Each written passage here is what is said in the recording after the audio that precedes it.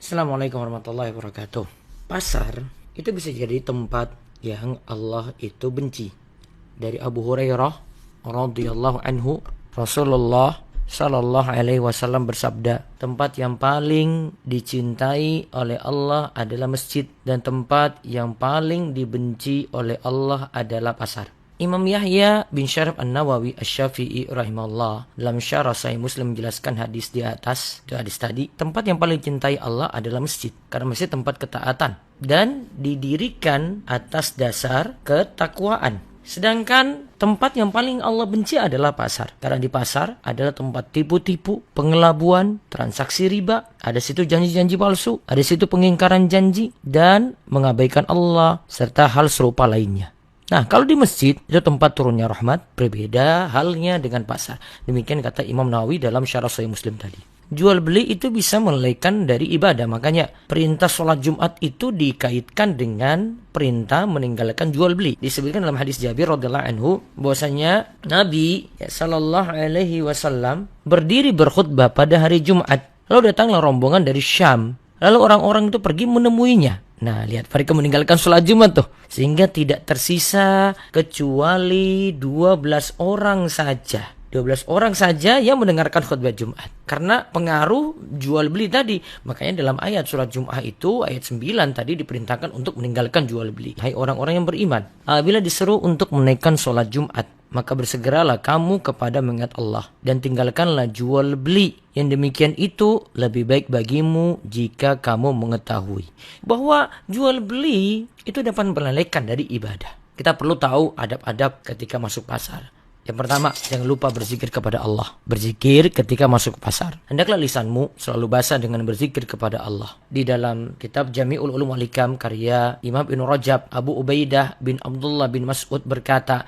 ketika hati seorang terus berzikir kepada Allah, maka ia seperti berada dalam sholat. Jika ia berada di pasar, ia menggerakkan kedua bibirnya untuk berzikir, maka itu lebih baik. Karena di pasar, itu orang-orang itu kebanyakan lalai. Ibnu Rajab juga menyatakan bahwa sebagian salaf ada yang bersengaja ke pasar hanya untuk berzikir di sekitar orang-orang yang lalai dari mengingat Allah. Nah, itu kiat yang pertama. Terus yang kedua, adab yang kedua adalah masuk pasar itu seperlunya. Coba perhatikan perkataan dari Salman Al-Farisi berikut ini. Jika Anda mampu, janganlah menjadi orang yang pertama kali masuk pasar. Jangan pula menjadi yang terakhir keluar darinya, yaitu keluar dari pasar. Sebab pasar adalah tempat perangnya setan, di sanalah ia menancapkan benderanya. Kalau kita pahami dari sini berarti pasar di tempatnya setan. Karena tadi ya, kerusakan-kerusakan yang ada, tadi penipuan, riba, hal-hal muamalah yang rusak, itu ada di pasar. Namun ingat, masuk pasar itu ketika butuh, tidaklah disebut makruh.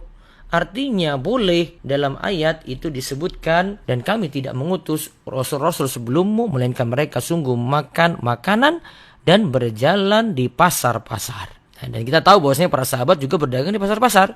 Selain tadi disifati tentang Rasulullah ya, Ibnu Umar dan Abu Hurairah juga pernah masuk pasar pada hari-hari tasyrik sambil bertakbir. Akhirnya orang-orang di pasar pun juga ikut apa? Ikut bertakbir. Nah, itu alasannya. Terus adab yang ketiga lagi, jangan lupa wanita yang ke pasar hendaknya memakai pakaian syar'i. Ya, karena Allah itu katakan, hendaklah wanita itu tidak menampakkan, janganlah menampakkan perhiasannya kecuali yang biasa tampak daripadanya. Para ulama berbeda pandangan. Ada yang katakan bahwa yang boleh ditampakkan adalah pakaian saja. Yang lainnya itu jadi perhiasan yang tidak boleh ditampakkan. Ada yang mengatakan bahwasanya perhiasan yang mesti ditutup adalah celak dan henna, dan perhiasan yang lain tidak boleh ditampakkan. Juga dia mengatakan bahwa yang boleh ditampakkan adalah wajah dan telapak tangan saja. Selain itu berarti wajib tertutup. Nah, intinya kalau wanita itu di pasar hendaklah memakai pakaian syar'i, karena situ kan bercampur laki-laki dan perempuan, sangat sulit dihindari, sehingga menutup aurat itu sangat-sangat urgen. Terus yang keempat, cara berbelanja perlu diatur, ya, sikap pertengahan, yaitu jangan terlalu boros dan juga jangan terlalu serba kekurangan. Karena Allah katakan dalam surat Al-Furqan ayat 67, dan orang-orang yang apabila membelanjakan harta, mereka tidak berlebihan dan tidak pula kikir, dan adalah perbelanjaan itu di tengah-tengah antara yang demikian, yaitu jangan terlalu boros, jangan terlalu serba kurang. Kemudian yang kedua, kalau mau belanja, aturannya adalah buat rencana, itu lebih bagus. Kemudian berbelanja ingat sesuai kebutuhan. Kebutuhan itu ada yang primer, kemudian kita Setelah itu baru penuhi yang sekunder, baru penuhi yang tersier. Dahulukan yang primer terlebih dahulu. Yang dimana kalau itu tidak ada, kita bisa binasa. Kemudian keempat, kalau punya kebutuhan tadi tetap menyesuaikan dengan kemampuan. Kemampuannya bagaimana? Gajinya berapa sih? Penghasilannya berapa sih? Terus yang kelima, berbelanja dengan bijak. Ya, dia bisa manfaatkan misalnya waktu-waktu harga murah, ada diskon. Nah, itu bisa strategi untuk berbelanja. Kemudian selama ada sesuatu yang bisa dimanfaatkan, tidak mesti membeli yang baru. Ini yang keenam ya. Kemudian yang ketujuh, jangan sampai berbelanja dengan berutang. Ingat tuh baik-baik. Terus yang perlu diingat lagi, berlaku jujur dan amanah. Karena di antara sifat orang munafik itu, ya mereka itu dusta dalam perkataan, menyelesaikan janji, dan mereka itu tidak amanah.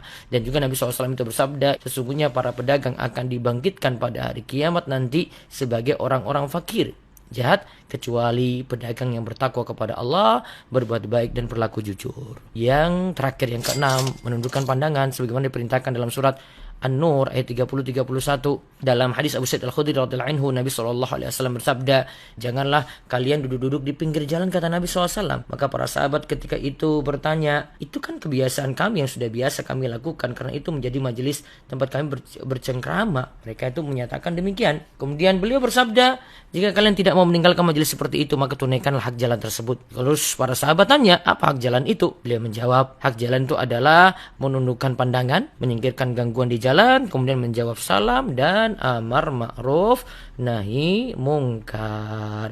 Hadis ini riwayat Imam Bukhari. Demikian berbagai adab saat di pasar. Semoga kita senantiasa mendapatkan keberkahan dan menjauhi dari mara bahaya.